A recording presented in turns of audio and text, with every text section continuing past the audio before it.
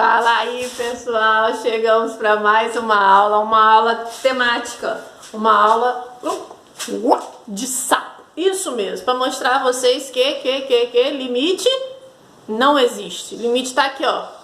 Então, tira isso daqui que pronto, o limite acabou. Então, vamos para mais uma aula temática, hoje com uma aula inspirada em ecologia, né? Uma aula de sapo. Então, vamos embora nós. O que a gente vai falar hoje é de reação química, que na verdade a gente já está falando nas aulas, né? Por quê?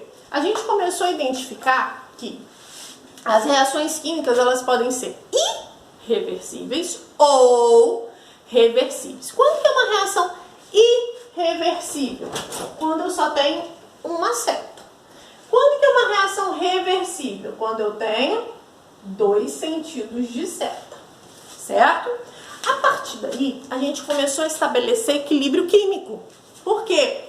As minhas constantes. E aí, a minha constante de equilíbrio, que é o meu Kc, só pode ser determinada se a reação for reversível, correto? A partir daí, vimos que essas reações elas vão ser em equilíbrio, mas elas podem sofrer perturbações.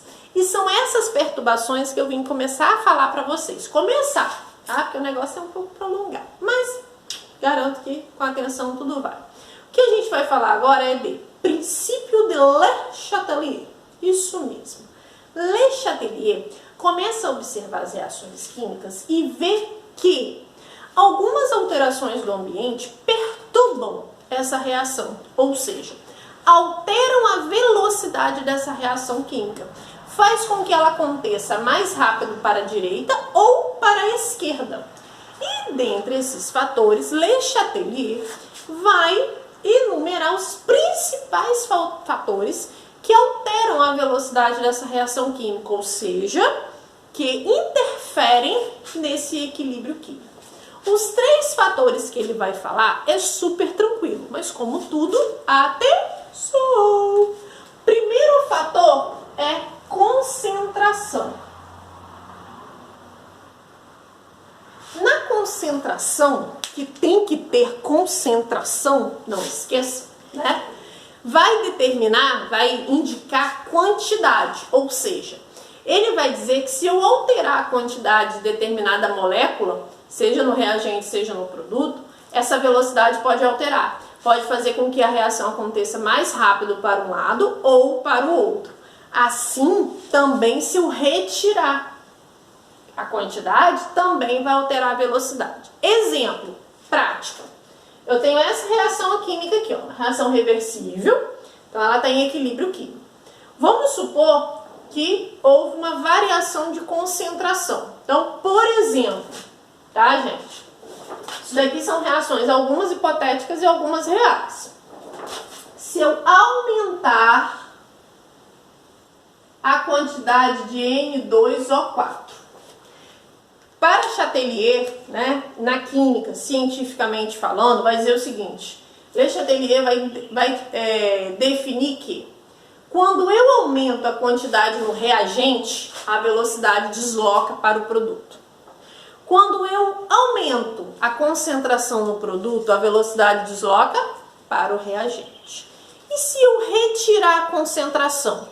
Se eu tirar no reagente, a velocidade permanece no reagente. Se eu tiro no produto, a velocidade permanece no produto. Desloca. Vamos usar essa palavra, tá? Porque quando eu uso a palavra permanece, significa que não alterou nada. Então é desloca. Desloca para o reagente, desloca para o produto.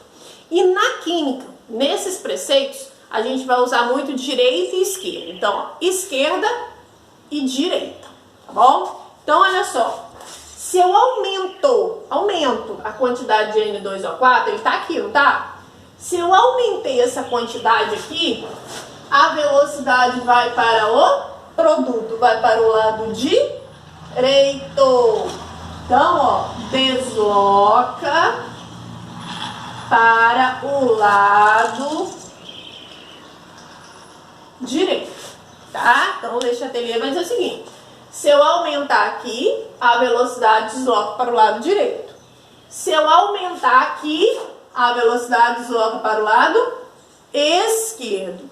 E se tirar, se eu tirei do lado esquerdo, a velocidade desloca para o lado esquerdo. Se eu tirei do lado direito, a velocidade desloca para o lado direito, tá?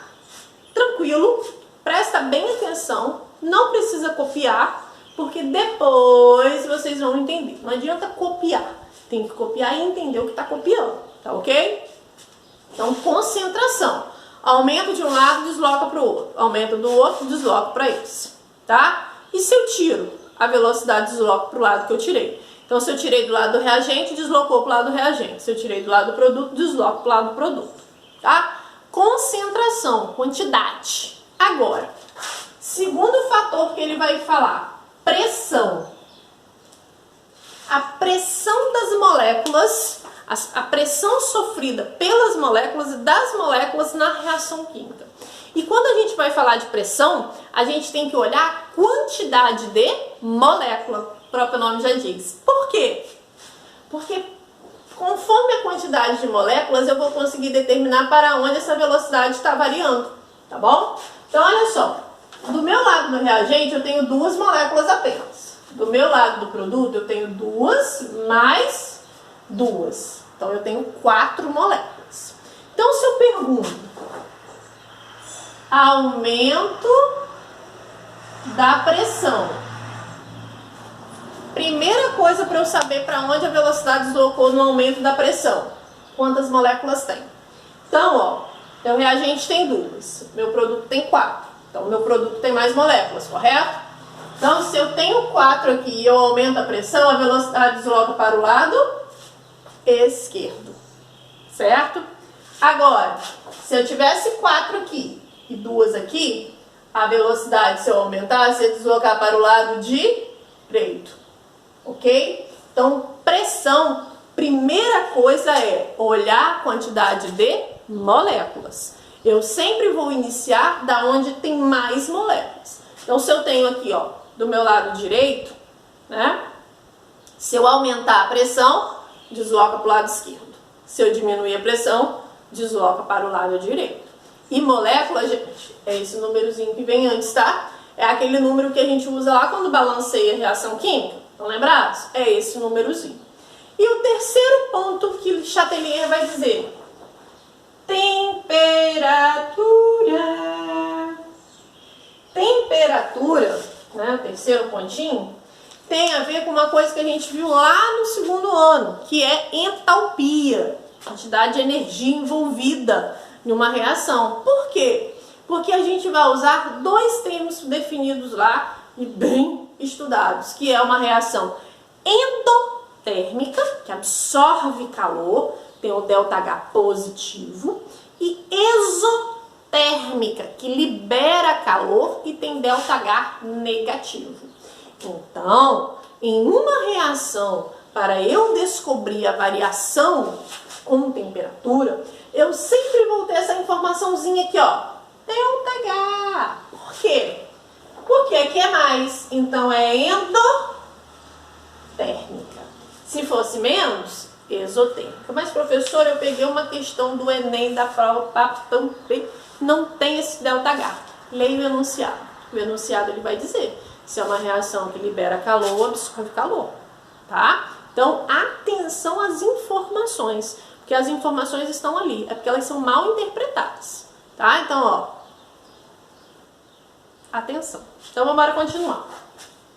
Numa reação endotérmica, se eu digo que aumentou a temperatura, ó, se eu digo que aumentou a temperatura, a velocidade desloca para a direita. Então, aumentei a temperatura, velocidade deslocou para a direita. Então, aumentou a temperatura, desloca para a direita. Se eu diminuo a temperatura, velocidade desloca para a esquerda. Mas, professor, isso é uma regra? Uma regra, sim. Não se esqueçam. Se for uma reação endo. Se for uma reação exo, é o contrário, tá? Mas uma reação endo, sim. Se eu aumento a temperatura, ó, aumentei a temperatura, deslocou para a direita.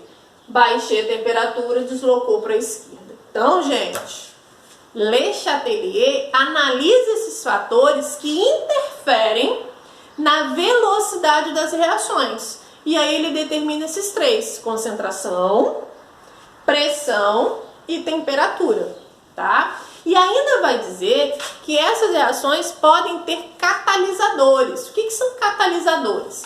São aceleradores de reação química, tá? Que fazem a reação acontecer mais rápido, tá certo? Então, tchauzinho, fiquem com Deus e até